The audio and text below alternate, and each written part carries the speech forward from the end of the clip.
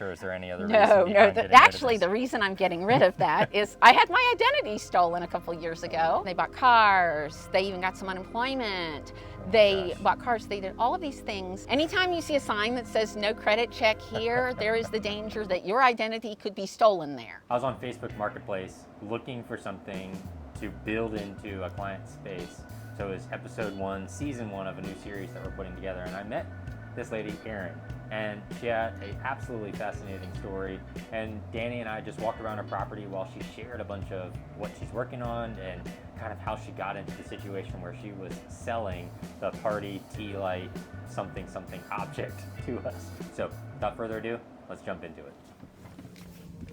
All right, so this lady here, she has like this, I don't know, tea lantern kind of iron, I wouldn't call it a sculpture, but it's a little thing. So I'm gonna get this, and I have this idea of how I might want to build it into this space, but I'm gonna go talk to her. And one thing that I always do when I'm like negotiating with people, so she wants $60 for it, but I put like $20 in this pocket, and then I'll put like a little bit more money in this pocket over here.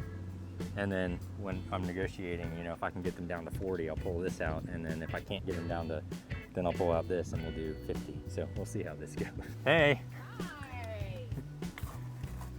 How are you? I'm Micah. Good. Hi, I'm Erin. Nice to meet you, Erin. Here's a microphone. You have like a little I do. Sculpture thing. What are we calling this thing? This is an antique retired party light object. It was sold by Party Light Interiors for a while. Yep. It's cast iron. So is this patina, do you think this was sprayed on, or is this patina? I think it was probably sprayed on because it looks exactly like it did when I got it about 20 or 30 years ago. Oh, so you've had it a long time. I've had it a long time. I bought this after I'd had the tree farm in Gloucester for a while. Okay. And originally this was going to hang by the wagon wheel gates out at the street. Yeah. And my husband, he's an electrician, he was going to wire it up for me, and it got set somewhere and got forgotten. And then it got forgotten so long that it ended up in our foyer for a while with a candle in it, because I thought every time he came down from the man cave, he would see it. You were kind of like prodding him. I kind of have an idea to light it up. Like that was actually my idea, was to like wire it up with some electrical wire, you know, and do like a low voltage light in here and build it into something. That would be the coolest thing. I don't quite know exactly how to do it yet, but I have this idea. Man, I gotta get this thing open, jeez. Yeah, it's a tight fit. So did you bought this new? I bought this brand new from a teacher who sold Party Light in York County as a side gig. So what was Party Light? I've Party never heard Light of Party was Light. one of those multi-level marketing companies, okay. And it was kind of like Scentsy is now. Party Light had candles and things you put candles in, and more candles and things that smelled. Got it. And it was super popular back in the 80s. And I just never got to do what I wanted with it. And then we sold the tree farm that it was going to hang by. We sold it during the pandemic. So you're like, okay, time to get rid of it.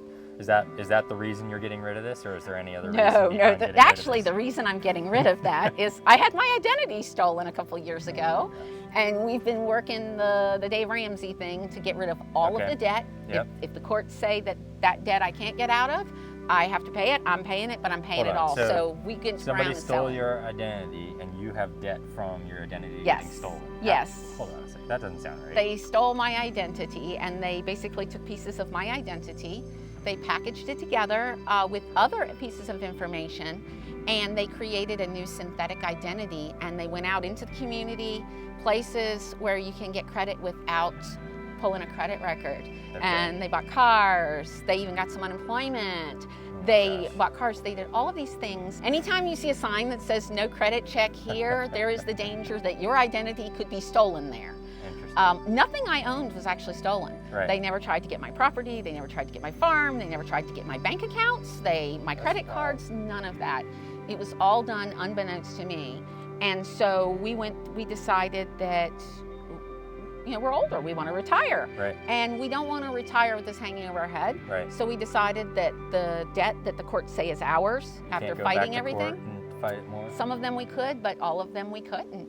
And so what we have to pay, we set out to just sell everything we could, right, and pay it off and be out from under it, period. And Yep. we're still fighting some of it. One thing we are fighting is that the state says that somebody got unemployment in my name. So we're still fighting that, but I feel confident that will be Right. corrected. Somebody stole your identity, they took out loans in your name, used all this stuff. You're saying you didn't spend it. The court is still charging you. Yes. Because Yes. okay. I had no idea, and the way I found out was I had great credit. I went to buy a new truck. My truck had broken down. There were no trucks available in the pandemic. It was terrible. I called up a friend of mine, Ayers, on the Eastern Shore, and said, hey, I can't find a truck. I need a truck. I need a truck today. And he's like, well, go out to my old place. He said, they've got one out back that's not checked in yet. Check it out. Go now. Right. I went. 15 minutes later, I've got a truck. It was exactly what I wanted, just a work truck. Yep. I bought the truck, I brought it home. 3 days later, they called me and said, bring the truck back, we can't finance you. So then I started getting these refusal letters, and why? And I immediately went to I checked all my accounts. None of my accounts had been compromised. I didn't recognize this stuff. I pulled my credit record, I called my attorney, and somebody starting 3 years before had started creating accounts in my name and getting credit. And they had gotten and used all this credit, and for a while they were paying it. And then they defaulted and the snowball started and they weren't paying anything. Wow. And surprise, Right. I've got a new truck, and subsequently I ended up that day, I had to settle for whatever loan I could get at any price because I basically... You didn't have a truck. I didn't have a truck. Now you don't have credit. And I don't have credit. And now you have to have a truck. So, exactly. So it hasn't destroyed you, but it has. No, it hasn't destroyed me. No. But here we are buying a party light. I get to meet you guys and find out that you're going to do cool things with it. So we're building this into a space. What would you want the person that we're building into this space to know about it? I would just love for somebody to see it and be able to sit there and think I'm home, because that was my thought, was that I pull up at my wagon wheel gates and I see that light hanging out there, and I know I'm home. You have any other cool things we should look at while we're here? Unless you're looking for stuff in the bone pile, I always have an interesting bone pile. Maybe it's worth taking a look. Because I scrap. Yeah. Oh, you scrap. Because I scrap like crazy. Sweet. I don't know if we can get out. Yeah, we can get out this way. All right, let's check it out. Got chickens. I got chickens. I like it. They give us 32 whole chickens a year, and 32 whole chickens. 32 whole chickens. Okay. We rotate them through for meat. So you have a rooster? I do not have a rooster, but I get roosters for free all the time, and I get chickens for free all the time. A lot of my homesteaders that I work with, they get straight run chickens from Tractor Supply, which means they're not sexed. Right. So. And it's almost impossible to yes. sex them. So, and a lot of my guys, being in this industry, have food insecurity. So anybody around the area who has roosters they don't want when they find, or if they have too many chickens, things like that, they bring them to me, and then they can go away from them and they don't have to worry about them going to freezer camp, because a lot of people don't like to send their chickens to freezer camp themselves. So my guys and I get together on Sundays when we get chickens in, and I taught them all how to process chickens. Yep.